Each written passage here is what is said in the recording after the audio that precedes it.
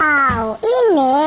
Lagot na, baby shark naman agad ang bumungad sa akin dito sa kailaliman ng mundo, mga lods. Malaking problema ito, nasaan kaya ang kanyang daddy? Nakakatakot naman, baka bigla akong sunggaban mula sa aking likuran. Sobrang dilim pa naman. Kaya naman, sibat na ako mga lods, dahil ang aking mga balahibo nagtayuan na. Mahirap na, baka maabutan ako ng daddy shark. Baka hindi lang ako makaulam, ako pa ang ulamin. Uy, teka muna, mayroon pa palang kuweba dito sa malaking bato. Ang galing naman mga lods, mukhang mamahalin ang nakasilong dito. Agay, tuso! Ayan, sa pool na naman.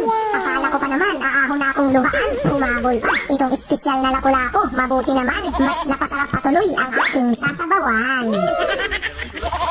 Tapos, nakabalik na agad ako mga lods dito sa kailaliman ng mundo. Sana lang talaga, wala na ang baby shark. Hala, parang may napansin ako. Kumikinang sa ilalim ng corals.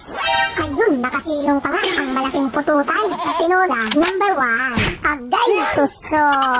Mabuti na lang talaga, nagagandahan pa rin ang mga corals dito sa spot. Kaya naman, ang mga pang-ulam dito sa isla, laging sapat. Kaya nga, mula dito sa Tika TV, agay, swat out! Idol Roel Hermoso from Labangon, Cebu City. Tapos, pagkalubog ko nga ulit dito sa spot mga lods, nakikita niyo naman, walang malaking bato. Pero sana may pang-ulam pa rin dito. Hala, nasa harap ko lang naman pala ang napakalapad na the best. Wow! Agay, tuso! Ang galing mga lods, ito nga ang hari ng mga danggit. Kaya naman, bida rin, walang katulad ang sarap ng sabaw.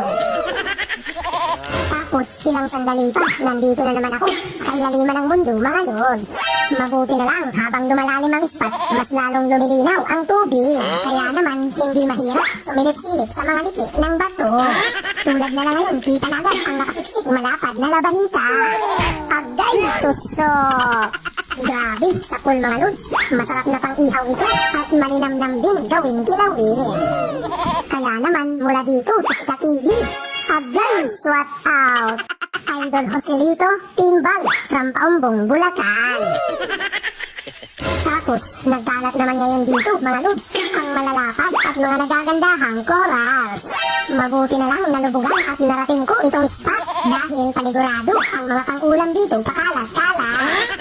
Sabi na nga ba, may nakita na ako, ang malapad na taragbago hindi na nakapagtago. Nakikita niyo naman mga lods, sabaw na naman ito. Agay, tuso!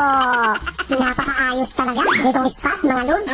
Kasi naman halos lahat ng mga pang-ulam na meron dito, walang hindi masarap.